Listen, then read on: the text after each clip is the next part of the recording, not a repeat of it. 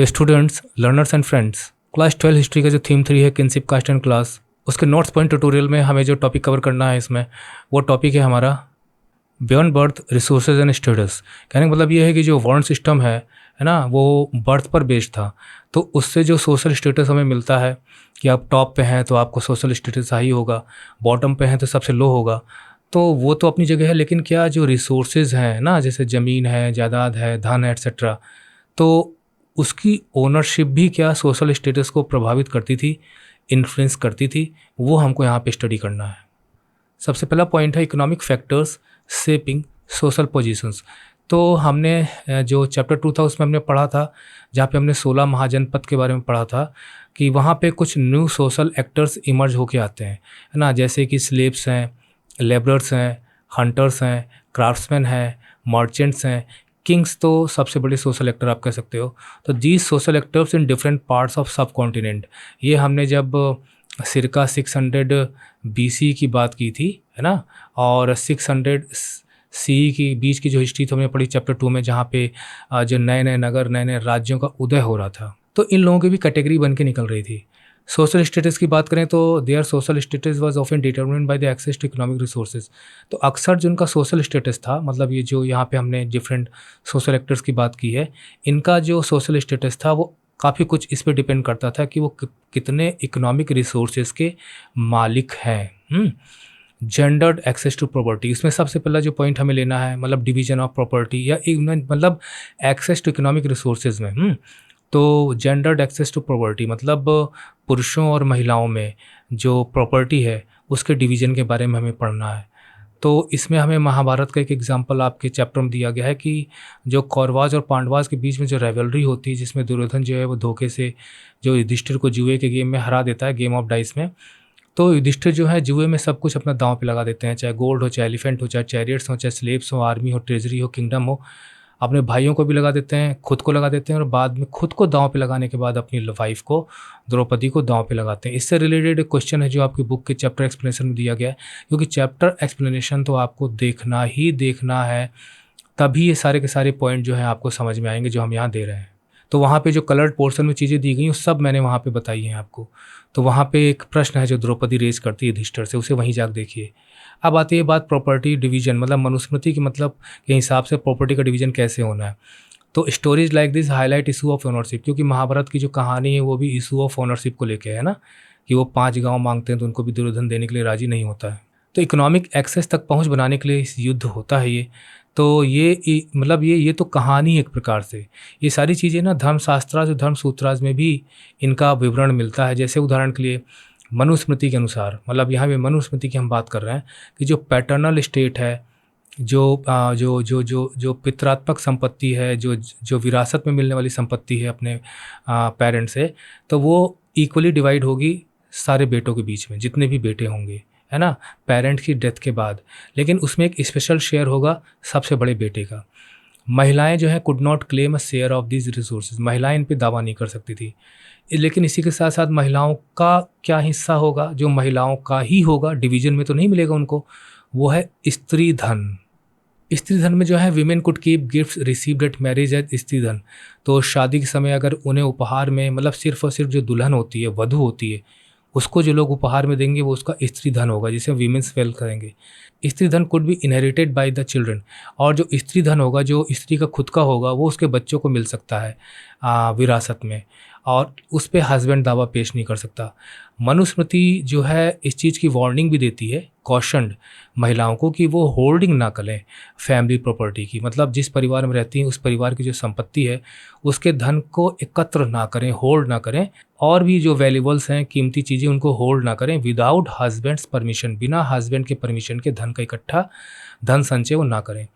लेकिन इसी के साथ साथ बात आती है वेल्दी वीमेन की, जो कि आपकी बुक में दिया गया है कि जो वकटक रानी थी प्रभावती गुप्ता, जो कि चंद्रगुप्त द्वितीय की बेटी थी, और वकटक राजा से शादी हुई थी, तो वकटक क्वीन थी वो, और उसका एक्सेस टू रिसोर्सेज था, मतलब उसका रिसोर्सेज तक पहुंच इसलिए थी क्योंकि वो रानी थी और उसने कई सालों तक जो है वो उसने गद्दी पर शासन किया था।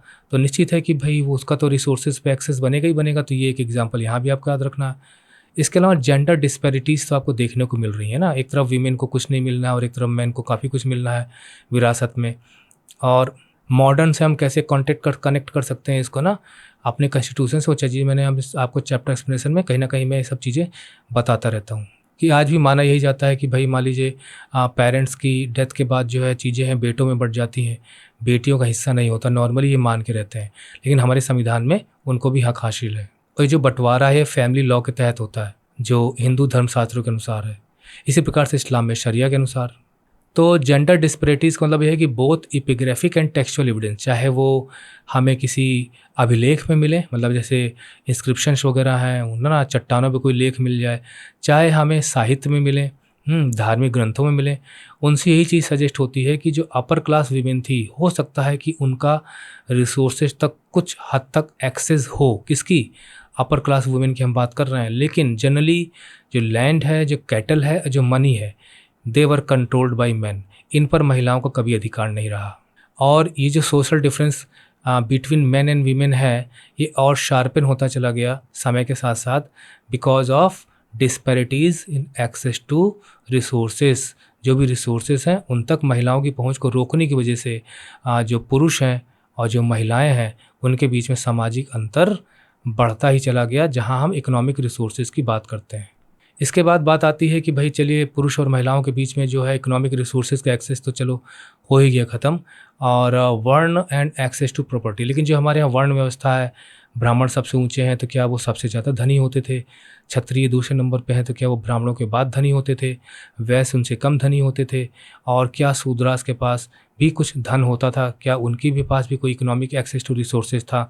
तो वर्ण सिस्टम के अनुसार अगर हम देखें तो धर्मशास्त्र सूत्राज एंड धर्मशास्त्राज में जो कि codified by the brahmanical view of society, it reinforce the association of wealth and status with varna. तो सच में देखा जाए तो सोसाइटी में सच में वर्ण व्यवस्था से इकोनॉमिक एक्सेस टू रिसोर्सेज पे एक मैचिंग रियलिटी देखने को मिलती है।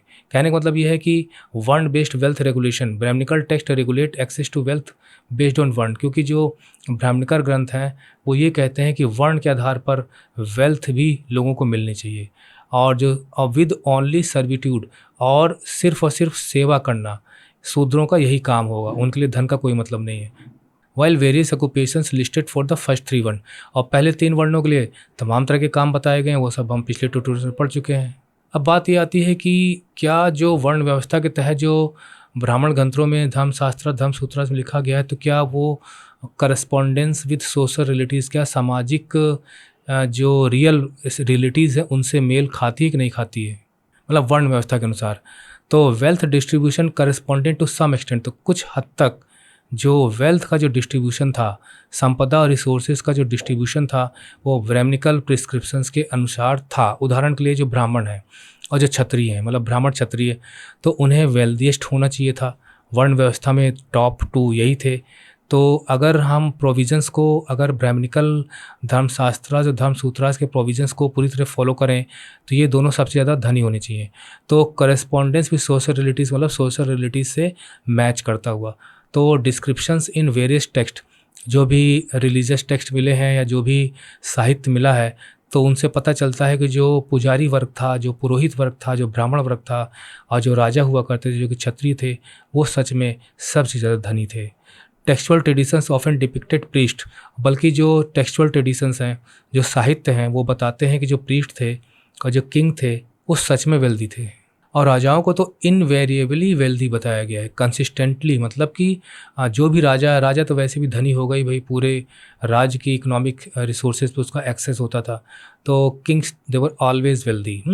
There are occasional depictions of poor Brahmin, लेकिन ब्राह्मणों की बात करें तो कुछ गरीब ब्राह्मणों का भी जिक्र आता है, जैसे कि सुदामा का एक हम एग्जाम्पल ले लेते हैं। तो ब्राह्मणों में भाई वेल्दी भी थे और गरीब भी थे, लेकिन क्षत्रियों में ऐसा नहीं था। राजा तो अक्सर क्या, वो तो भाई अमीर रहेंगे ही रहेंगे।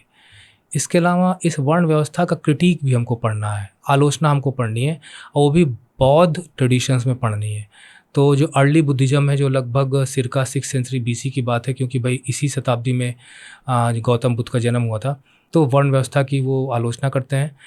उन्होंने कि उन मतलब वो जो बौद्ध धर्म ग्रंथों के अनुसार जो सोशल डिफरेंसेस हैं वो थे, मतलब वो रिकॉग्नाइज करते हैं, मानते हैं कि भाई सोशल डिफरेंसेस हैं, लेकिन उन्हें वो नेचुरल और इनफ्लेक्सिबल नहीं मानते थे। मतलब वो नहीं कहते थे कि ये प्रकृति की देन है, अपने आप हो गए हैं, अब वो फ्लेक्सिबल नहीं है ना, उन्हें हम मतलब उन सोशल डिफरेंस को ख़त्म नहीं कर सकते, ऐसा भी नहीं है। मतलब दे आर नॉट इनफ्लेक्सिबल। और वो क्लेम्स जो स्टेटस बेस्ड ऑन बर्थ, यानी जन्म के अनुसार किसी की प्रतिष्ठा, सामाजिक प्रतिष्ठा मिलनी चाहिए, उसके इस व्यू को भी वो रिजेक्ट करते थे। यानी उनके हिसाब से जो सोशल डिफरेंसेस हैं ये मानव द्वारा बनाए गए हैं और इनको हम चेंज भी कर सकते हैं, दूर कर सकते हैं। तो ये तो हो गया भाई इकोनॉमिक एक्सेस टू रिसोर्सेज से सोशल स्टेटस पे क्या फ़र्क पड़ता है। लेकिन इसी के साथ एक पॉइंट आपको और पढ़ लेना है कि जो इकोनॉमिक एक्सेस टू रिसोर्सेज है, मतलब जो रिसोर्सेज हैं उस पर अगर आपकी पहुंच है तो उसी हिसाब से आपके समाज में प्रतिष्ठा बनेगी। लेकिन एक तीसरा ये है कि शेयरिंग वेल्थ, अगर आपके पास वेल्थ है ना, इसके पास भी वेल्थ है, इसके पास भी वेल्थ है, तो भाई समाज में तो इनकी प्रतिष्ठा बहुत ज़्यादा है। लेकिन इसके अलावा एक अल्टरनेटिव और था कि ये कितना शेयर करते हैं, ये कितना शेयर करते हैं, कितना शेयर करते हैं, तो उससे भी सोशल स्टेटस बनता था। तो status based on generosity and respect, यानी उदारता और सम्मान पे आधारित जो सोशल में, सोसाइटी में स्टेटस मिलता था, उसकी बात की जा रही है। और आज देखा जाए तो भाई सही है, जो जेनरस है, जो दान देता है, लोगों की मदद करता है, उसकी वाहवाही समाज में तो होती है। Previously discussed how wealth influence status, तो हम अब ऑलरेडी जो है डिस्कस कर चुके हैं कि जो वेल्थ किस प्रकार से स्टेटस को प्रभावित करती है ना, चाहे वो क्लेम किया जाए, चाहे वो असाइन किया जाए, मतलब चाहे वो वर्ण व्यवस्था के तहत हो, चाहे आप जो है वो पैसा कमाकर और इकोनॉमिक एक्सेस टू रिसोर्सेज बनाकर आप स्टेटस बढ़ाएं अपना।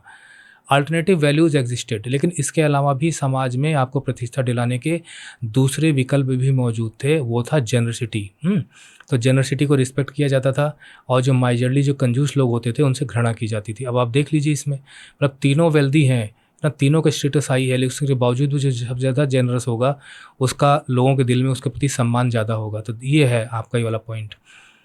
एंसेंट तमिलक्कम के बारे में आपको ज़रूर जानना चाहिए, हम ऑलरेडी भी इसके बारे में पढ़ चुके हैं पिछले ट्यूटोरियल्स में, चैप्टर 2 में, कि जो तमिलनाडु, कुछ कर्नाटका का, केरला का, कुछ आंध्रा का हिस्सा लेके जो दक्षिण का जो भाग था, जहाँ पे छोर, छेर, पांडे वगैरह शासन किया करते थे, वो तमिलक्कम है। आज भी लोग इसका प्रयोग करते हैं उस रीजन के लिए। तो लगभग 2000 साल पहले वहाँ पर हमने पिछले चैप्टर 2 में पढ़ा था कि किंगडम्स ना होकर वहाँ पे चीफडम्स हुआ करते थे और उनको रूल करने वाले लोग चीफ्स हुआ करते थे। तमिलक्कम का ये इलाका था। अब इस पर ज़्यादा डिस्कशन हम नहीं करेंगे, इट विल टेक टाइम, ये हो ऑलरेडी चैप्टर 2 में हो चुका है। Chiefs were patterns of birds, लेकिन ये जो चीफ्स हुआ करते थे ये बार्ड्स और पोइट्स को संरक्षण देते थे, उनकी मदद करते थे। Who praise them in their works, और वो उनकी प्रशंसा करते थे अपने चीफ्स की, अपने वर्क्स में। पोएट्स और बार्ड्स ऑलरेडी मैं चैप्टर एक्सप्रेशन में बता चुका हूँ। इसके बाद तमिल संगम की बात की जाए, सब कुछ दक्षिण की बात हो रही है, कहाँ की बात हो रही है? साउथ की। तो poems highlight social and economic relationship. तो इन पोएम्स में जो तमिल संगम मैथोलॉजीज है, जिनकी संख्या 8 है, तो उसमें लव, हीरोइज़म, पब्लिक रिलेशंस, है ना, इन सब पे काफ़ी कुछ हमें जानकारी मिलती है, उन पे लिखा गया है। तो वहाँ पे जो है सोशल इकोनॉमिक रिलेशनशिप के बारे में भी जानकारी मिलती है। तो तमिल संगम मैथोलॉजी जो पोएम्स हैं वो इंडिकेट करती हैं कि डिस्पाइट इकोनॉमिक डिफरेंसेस होने के बावजूद भी those with resources were expected to share them, जिनके पास संपदा थी, धन संपदा थी, जायदाद थी, है ना, रिसोर्सेज के मालिक थे, उनसे उम्मीद की जाती थी कि वो उसको शेयर भी करें, लोगों से मिल बांट कर उसका उपभोग करें। Suggest a cultural value placed on generosity and community support, और इससे ये पता चलता है कि तमिलक्कम का जो रीजन था वहाँ पर कल्चरल वैल्यू जो किसी की जनरसिटी से बनती है उसको चेरिश किया जाता था, और इसे कम्युनिटी सपोर्ट का एक हिस्सा माना जाता था, और सोशल स्टेटस से बढ़ोतरी होती थी कि जो कम्युनिटी को सपोर्ट करता है, जनरस है ना, वो एक कल्चरल वैल्यू है, इट गेव सोशल स्टेटस, मतलब it raise the social status.